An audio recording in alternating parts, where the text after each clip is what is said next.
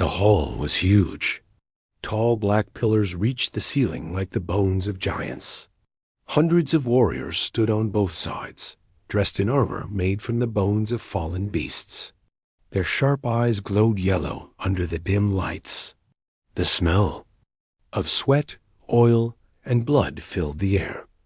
And in the center of it all stood Kira, the only human in the room. She was quiet. She had no armor, no weapons, just a long dark coat and calm, focused eyes. The crowd whispered, "She is soft."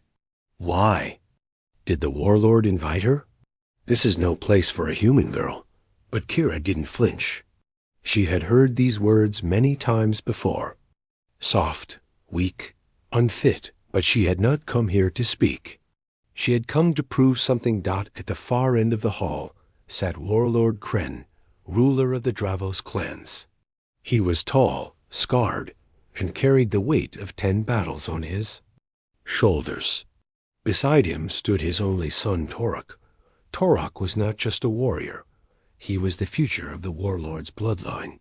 He had broken warriors twice his size. He had killed in the arena at the age of 12. And now his yellow eyes stared at Kira like a beast ready to tear its prey. He stepped forward and laughed. "This is the human you spoke of, father? The one who thinks she's worthy to stand before our bloodline?" The crowd laughed with him. Kira didn't move. Her face was still. Her heart beat calm. Torok stepped closer, towering over her. He raised his voice. "You are not one of us. Your people hide behind machines. They fear real war. I offer you one chance. Leave now, and you may keep your bones unbroken." Still, Kira said nothing. The silence made Torok frown. No reply, no fear. "So be it," he growled. "Let the blood speak." He raised his heavy combat staff. Its metal head sparked with energy. Warriors around the hall shouted and pounded their chests. The challenge had begun, but Kira didn't move. She stood, still as stone, watching Torak's steps, the angle of his shoulders, the tension in his arms. Torak charged with a roar. The ground shook beneath his boots. His weapon swung like a falling tree. And then it happened. Kira moved. No one saw clearly what she did. Her motion was fast, clean, like wind through paper. There was a flash of her coat twisting, a single step, a shift of her shoulder. Crack. A loud snapping sound echoed through the hall. Torok screamed. He fell to his knees, clutching his arm. It hung wrong, bent the way no arm should bend. The combat staff clanged to the ground beside him. The crowd fell silent. The warriors who had laughed now stared in shock. Even Warlord Kren leaned forward in disbelief. Kira stood above Torok, still, calm, still quiet. Her hands at her side. She finally spoke, her voice clear and sharp. "Weakness is noise. Real strength doesn't need to shout." Then she turned her back and walked away, leaving Torok moaning in pain behind her. No one stopped her. No one dared. The warriors moved aside as she passed. Some looked at the ground. Others watched her with new respect and fear. The edge of the hall, she paused, turned one last time to look at Warlord Kren, and said, "Your son fights with pride, but I fight with purpose. That's why I win." She walked into the shadows, her footsteps echoing like a drum in the silent hall. And in that silence, the legend of the soft human had just begun. Torak's scream still echoed in the war hall long after Kira left. He sat on the floor, his broken arm cradled against his chest. Blood dripped from his elbow. His pride ripped apart in front of the entire Dravos clan. The warriors stood silent. No one dared help him. Not because they didn't care, but because they didn't understand how this happened. Torok was a name of power, a name built on fire, scars and bone. Years earlier, Torak was only 5 when he first held a blade. Not a wooden one, a real one. sharp enough to cut skin.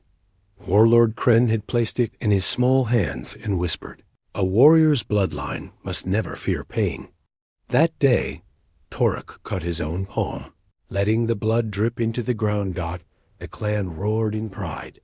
He was trained by the best killers, taught to break ribs with elbows, crush throats with knees. At 10, he could beat grown warriors in the pit.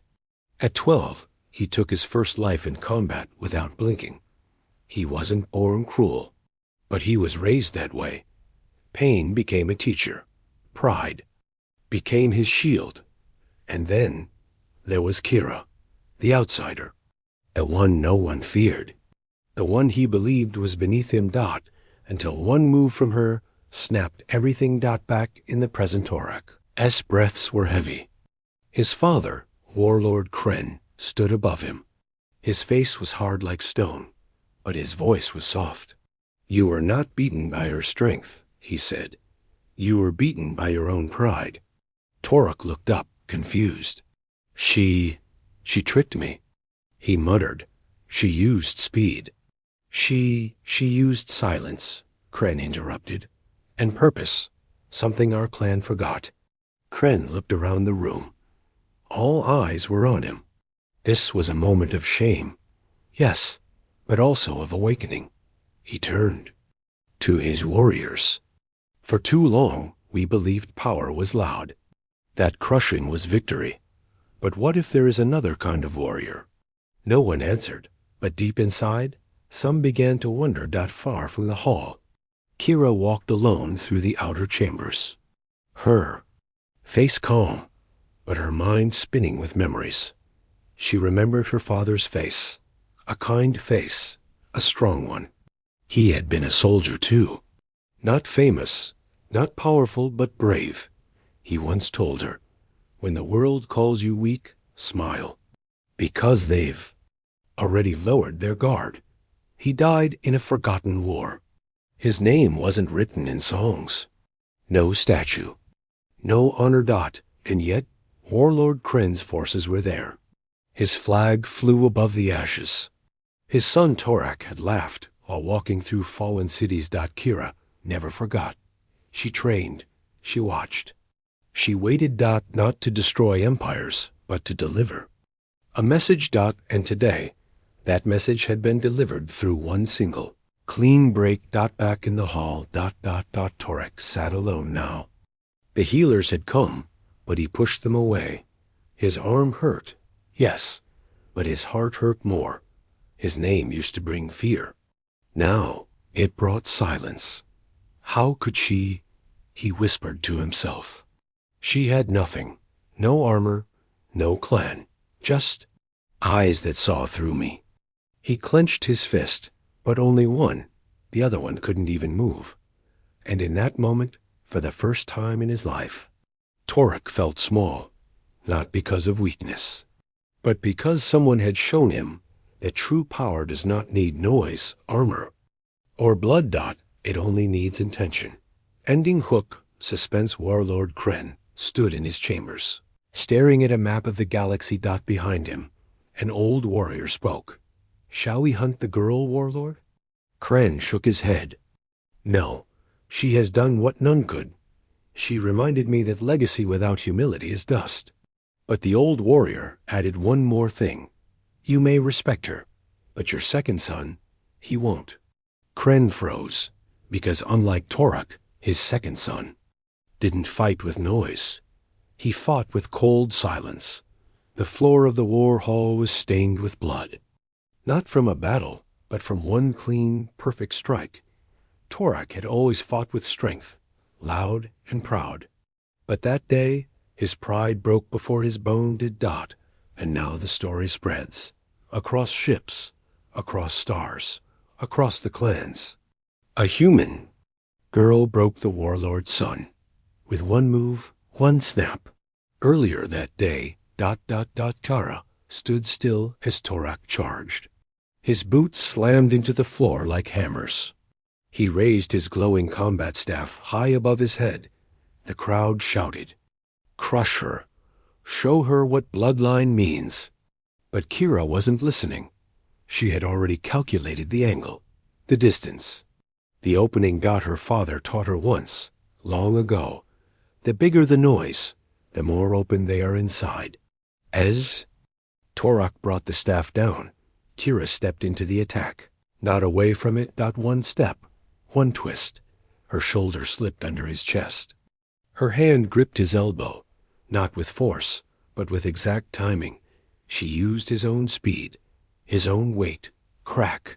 His arm snapped backward like a branch breaking in fire. The entire hall froze. Torok collapses, he dropped to his knees, screaming. The combat staff hit the floor beside him, useless. His arm bent the wrong way, shaking from pain. The warriors watching turned pale. Even battle-hardened veterans had to look away.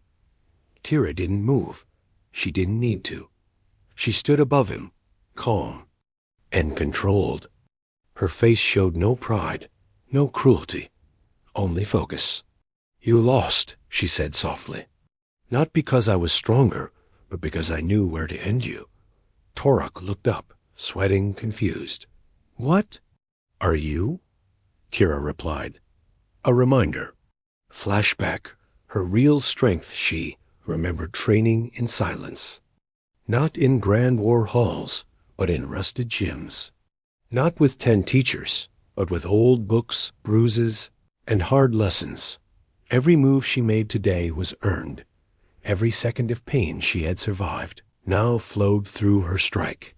She wasn't just fighting Torok. She was fighting every voice that said humans were weak. Every eye that looked at her like she didn't belong. Every alien who thought loud meant powerful.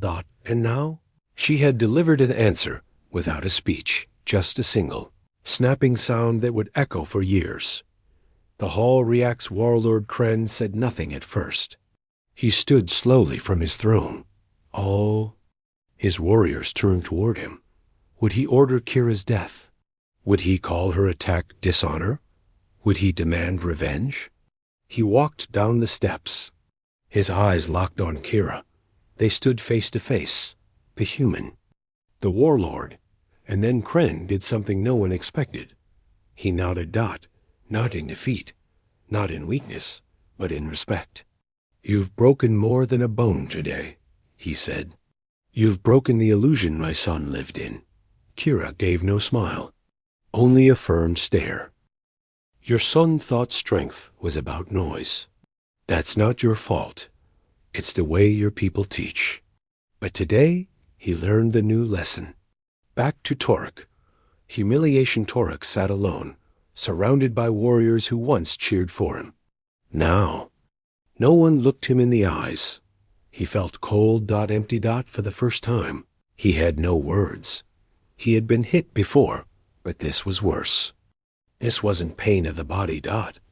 It was the pain of being forgotten. That final suspense. A new threat later that night.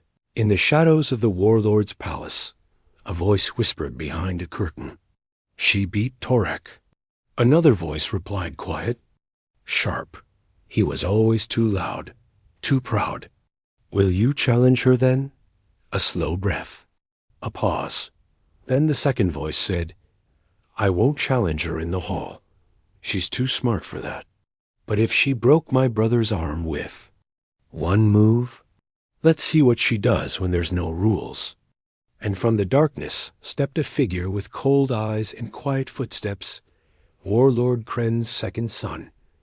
Kira sat in a quiet room, far from the war hall. It was a small chamber made of black stone, lit only by a single blue flame. The silence there was thick like a weight pressing on her chest, but she didn't mind. She had learned to live inside silence. She had trained in it, trusted it. The room gave her something she hadn't had in a long time to breathe. But deep inside, she knew this peace would not last. Flashback. A girl among ghosts. When Kira was just a child, her home was attacked. No warning. No mercy. The sky opened with fire, and her city was reduced to ash. She survived under a burned bridge for 2 days, holding her father's coat waiting for help that never came. And when help finally arrived, it wasn't human Dot, it was a patrol. Of Dravo's warriors, the same bloodline that now ruled this planet. They looked at her. Just a small, dirty human girl. And they laughed. "Too weak to die," one of them said. Those words stayed in her memory like a scar. That day, something changed in Kira. Not her body, but her will. She didn't want revenge. She wanted respect. Present day. A hidden watcher unseen. Above the chamber, someone stood in the shadows. Vale, Warlord Kren's second son. Unlike Torak, Vale never fought in the arena. He didn't roar. He didn't wear bright armor or carry giant weapons. He believed in silence and fear. Vale was raised in the Warlord's inner court, trained by spies and thinkers. He studied pressure points, poisons, and the art of winning without swinging a blade, and now he watched Kira with curious eyes. "She is dangerous," he whispered, "not because of muscle, but because of message." Kira had shaken the halls with one move. She hadn't just broken Torak's arm, she had broken the story of Dravo's power. Vale knew stories were more dangerous than swords. Meanwhile, in the hall, Warlord Kren sat alone in the war hall. The fire was low. The crowd was gone. Only silence remained. He stared at the broken staff Torak had dropped. He had once believed Torak would carry his name into history. Now he wasn't so sure. And yet he felt no anger, only confusion. "A human girl," he murmured. One move, one legacy shattered. A voice behind him spoke. "If you fear her, father, let me deal with her." Kren turned Dot. It was Vael. Cold-eyed. Calm. "I don't fear her," Kren replied, "but I respect her." Vale's expression did not change. Respect is earned, but control must be kept. Letting her walk free sends a message that we are vulnerable. Kren stared at his son. "What would you do?" "Nothing." "Yet," Vale said, "let her believe she's safe. Let her rest. Let her think it's over. And then?" Vale smiled faintly. "Then I show her what true silence feels like." Kira's inner conflict alone in her room. Kira sat on the floor, thinking she should feel proud. She had stood before a galaxy of warriors and made them silent. She had proven her strength, but something felt unfinished. Her father's face still came to her in dreams. His voice, his warmth. She whispered to herself. "I didn't do this for revenge. I did this because they needed to know." She looked at her reflection in the polished floor. But what if they still don't? Final scene, a message.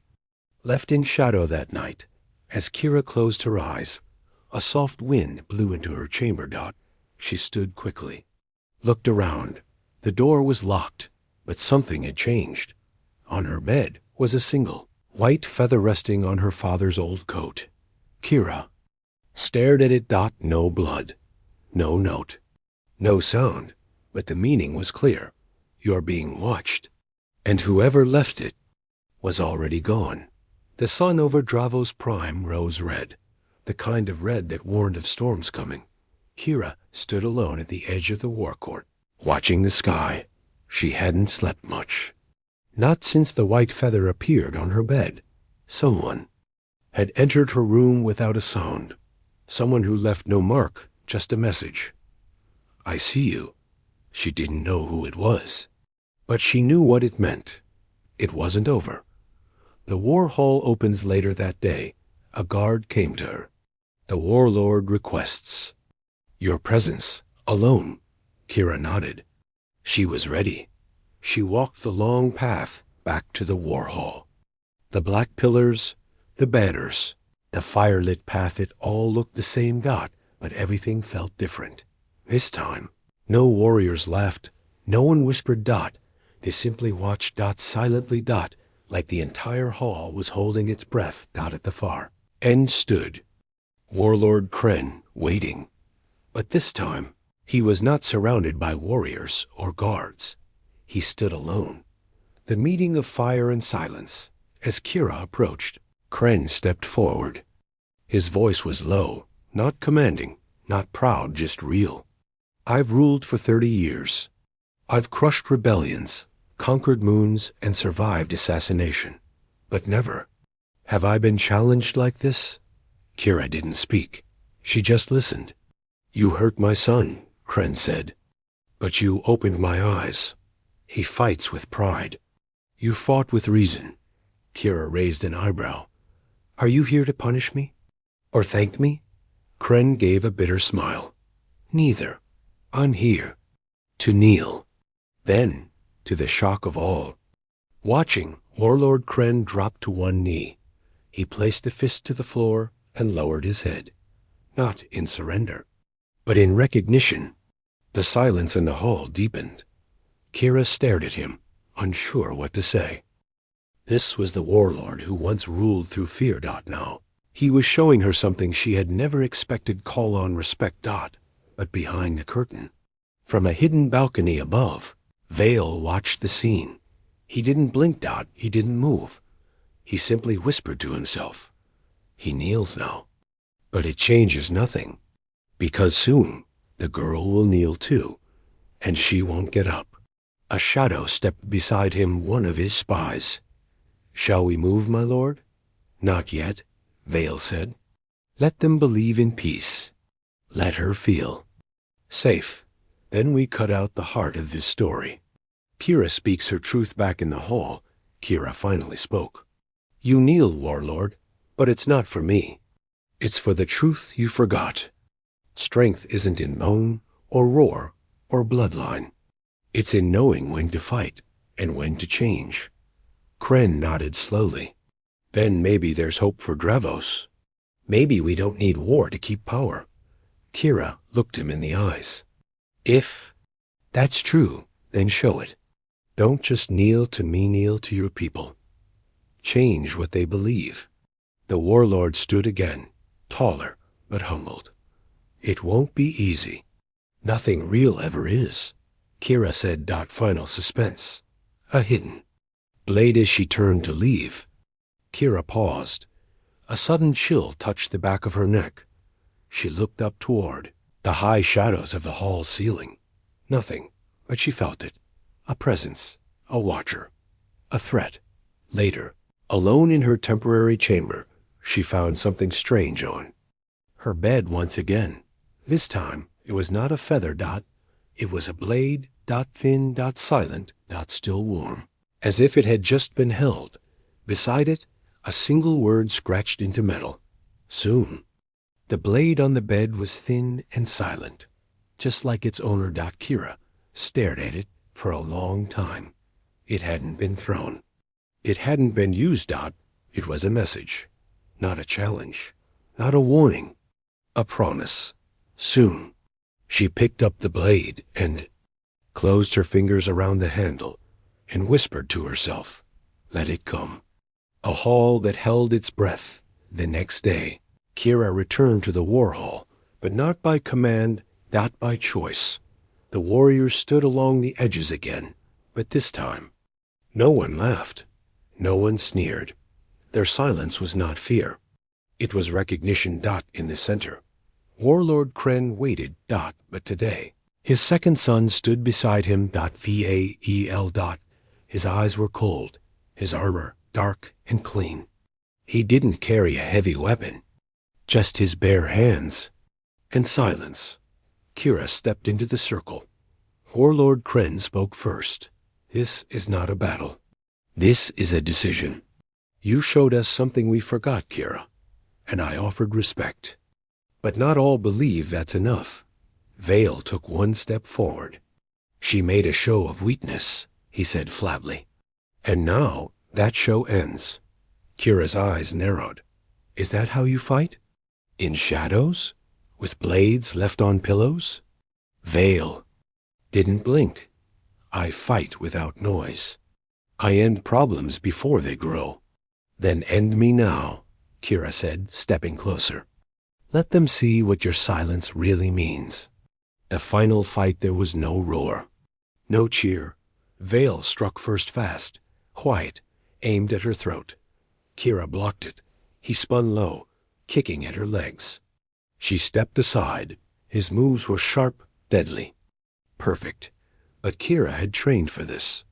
Not just to fight, but to understand. Vale moved like a shadow. But shadows are blind. They follow shape, not spirit. She let him swing. She read his rhythm. And then, with one clean motion, she caught his wrist and twisted. Crack. The same sound. The same motion.